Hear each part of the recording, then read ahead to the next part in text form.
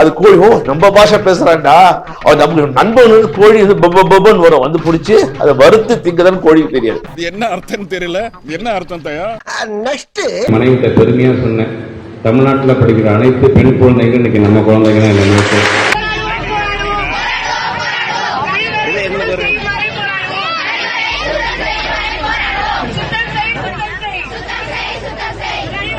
மனைவிட்ட பெருமையா சொன்னேன், தமிழ்நாட்டில் படிக்கிற அனைத்து பெண் குழந்தைகள் இன்னைக்கு நம்ம குழந்தைங்க. பொய் சொன்னாலும் பொருத்தமா சொல்லுங்கடா போக்கத்த பசங்களான்னு கிராமத்துல ஒரு பழமொழி சொல்லுவாங்க. கேம்பெயினை தொடங்கவா மைக்க கையில் எடுக்கவா எல்லாம் பதறிட்டான். கேம்பெயினை தொடங்கவா மைக்க கையில் எடுக்கவா, ரெண்டே வரியில பல பேர் நெஞ்சடிச்சு உட்காந்துட்டான். 1000 பேரை பார்த்துருக்கிறேன், ஆனா உன்ன மாதிரி ஒரு டுபா கூட நான் பார்த்ததே இல்லை. சொல்லுவோம்ல மண்டை காயுதுன்னு சொல்லுவோம்ல. இந்த டிராமா எல்லாம் பார்த்து பார்த்து சலிச்சு புளிச்சு 3 வருஷமா. பொருளாதாரத்துல பின்தங்கி இருக்குன்னு சொல்லி தமிழகம் அதான் அண்ணாமலையை தான் சொல்றாரு. ரொம்ப ஆமாண்ணே, எம்பிஏ ஃபினான்ஸ் படிச்சிருக்கேன், ஐஏஎம் லக்னோல படிச்சிருக்கேன். 10 லட்சம் பேர் எழுதின கேட்டு தேர்வுல 99.4% வாங்கி பாஸ் ஆயிருக்கேன். கொஞ்சம் ஃபினான்ஸ் தெரியல. துரைமுருகன் அவர்களுக்கு தெரிஞ்சதை விட எனக்கு ரொம்ப அதிகமா ஃபினான்ஸ் தெரியும். மேபி மிச்சவங்களை கம்பேர் பண்ணும்போது குறைவா தெரிஞ்சிருக்கலாம். ஐஏஎம் லக்னோல எம்பிஏ ஃபினான்ஸ் படிச்சிருக்கேன். ஒரு ஸ்டேட்மெண்ட்டை படிக்க தெரியும், பட்ஜெட்ரி டாக்குமெண்ட்டை படிக்க தெரியும், பிஸ்கல் டெபிசிட்னா என்னன்னு தெரியும், இந்த மாநிலம் எதை நோக்கி செல்கிறதுன்னு எனக்கு தெரியும். ஆனா துரைமுருகன் படிக்காம இருக்கலாம், அந்த கதையை என்கிட்ட ஓட்ட வேண்டாம்னு சொல்லுங்க.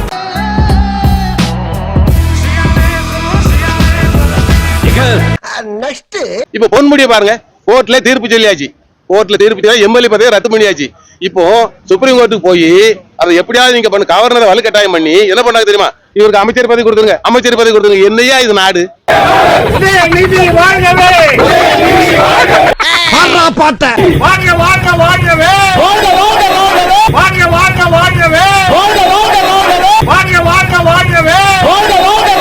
நான் ஒரு டீயா உப்பு போட்டு கொடுங்க, சொர்ணையே வர மாட்டேங்குது.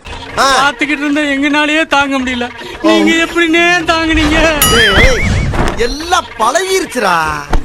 எனக்கு ஒண்ணு மான ரோஷன்ல கிடையாது, எனக்கு ஒண்ணு மான ரோஷன்ல கிடையாது. மான ரோஷத்தை எப்ப விட்ட சொன்னா, எப்ப அரசியல் வந்தோம் அப்பவே விட்டாச்சு. நாடாளுமன்ற தேர்தலோட எல்லாம் உங்களுக்கு எல்லாம் சாவு மணி அடிச்சிருவோம், கவலையே படாதீங்க. மக்கள் உங்கள் மேல வெறி ஆயிடுச்சு. தேர்தல் பணிக்கு வந்தவர்கள் பள்ளியின் வளாகத்தில் உணவு கழிவுகளை போட்டு சென்றது குறித்து சிறுமி ஒருவர் வீடியோ வெளியிட்டுள்ள நிலையில், என்னையா பாக்குற அங்க பாரு,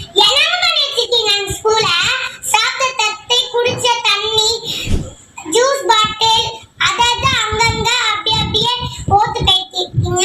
உங்க வீடா இருந்தா அப்படிதான் போடுவீங்களா?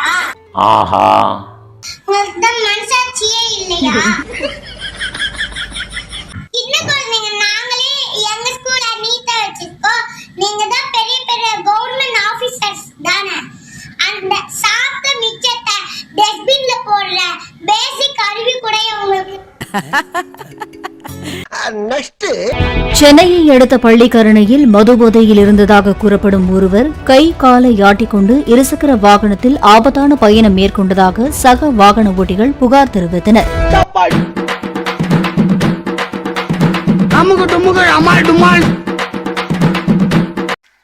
இது ஒன் தப்பில்லப்பா, பரிகாரம் பண்ணிட்டா புத்தி சுவாதீனத்துக்கு திரும்ப வந்துரும்.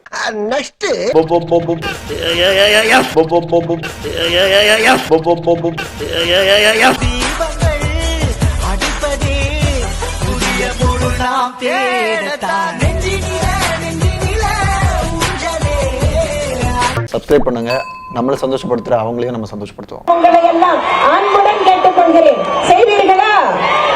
நீங்கள் செய்வீர்களா?